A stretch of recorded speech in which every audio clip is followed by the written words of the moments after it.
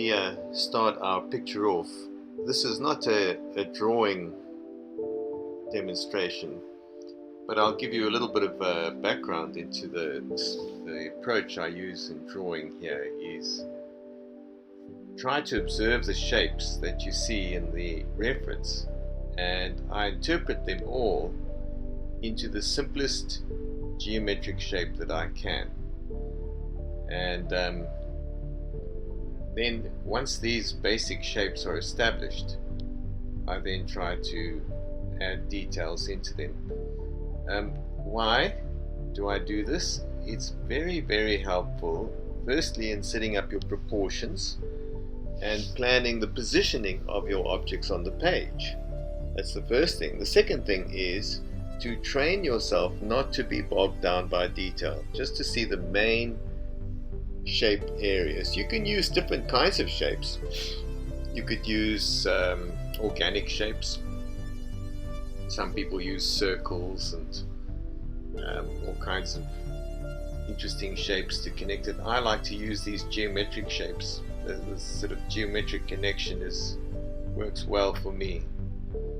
So once you've built up all these shapes into what you need as a final drawing, then we can actually start working on the painting. I like to do the drawing. I spend time on the drawing because it's really just getting to know your subject, getting to know the feel of the subject.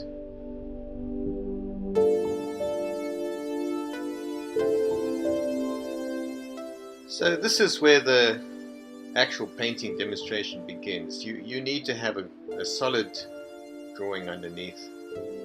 And step one is I'm just going to stain the paper. These sketchbooks I'm using here in China are very absorbent paper, so you actually have to put quite a bit of paint on. So you can still see the drawing underneath. And the next phase would be to start adding in the base colors. So I've got a stained colored paper. I don't want to work on a white surface. I want a color that unifies the design. And then I add in some very basic areas of color. They have the skin tone and the yellow ochre area for her hair and also for the dog. And once I've got that, I sort of feel, okay, it's time to start to clarify what I've done so far. So I'll take an intermediary color or intermediate color like brown, and not black. I wouldn't use black. Keep the black. Wait for the black, that comes right at the end. You just add in the brown just to get those geometric forms back and to clarify the shapes of your drawing. So I'm actually doing a bit more drawing here, and then start adding in some other base colors. Now when I work with color, always work from the middle tone outwards. So I'll never use a very dark tone. I'll use an intermediate range of colors.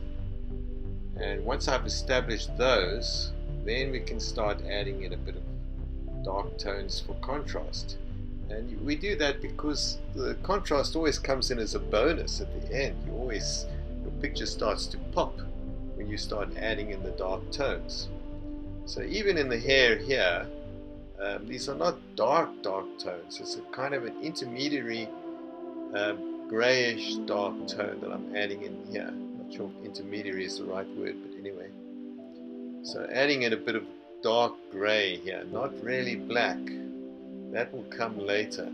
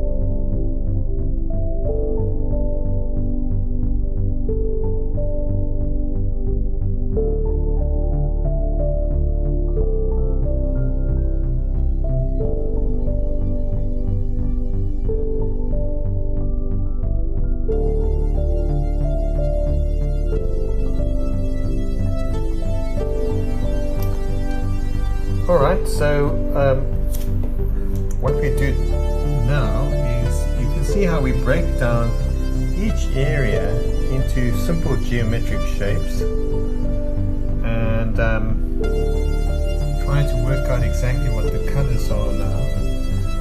What I want to do with the background is do a very simple background, a little bit similar to what my reference is showing me here. So I want to put in a bit of the sea and the sand color that you see there. We'll put over here, this area here. We need to add some black into the dark tone. We always put the dark tones and the light tones at the end. We work from middle tones to dark tones. I always work like that. So we're getting close now. I still need to do this part here. Add some light tones here. That's the beach color, and put a sky color over here. That'll be our next job. So we just have to put in our background area now. Just work in that sleeve. This paper is very absorbent. I've got to put a lot of liquid with the paint. It's not the best of papers, but it's just a sketchbook painting, so it's fine. I'm managing. And I found that background color, what you start to do is you use your background color in your shadows. So the color of the beach, I started to work that into her hair, and certain colors that I found that were similar in the figure itself. This is really something you call integration. You integrate your colors by mixing your background colors into your foreground colors. So we use that greenish color, that gray color in her hair and in the dog, and added a little bit of detail in the background, but not too much. The face and the dog are enough. So this is the part I always enjoy, putting in the black as the sort of final tonal contrast, which makes your picture pop nicely. Here we have the final product. Hope you enjoyed watching that.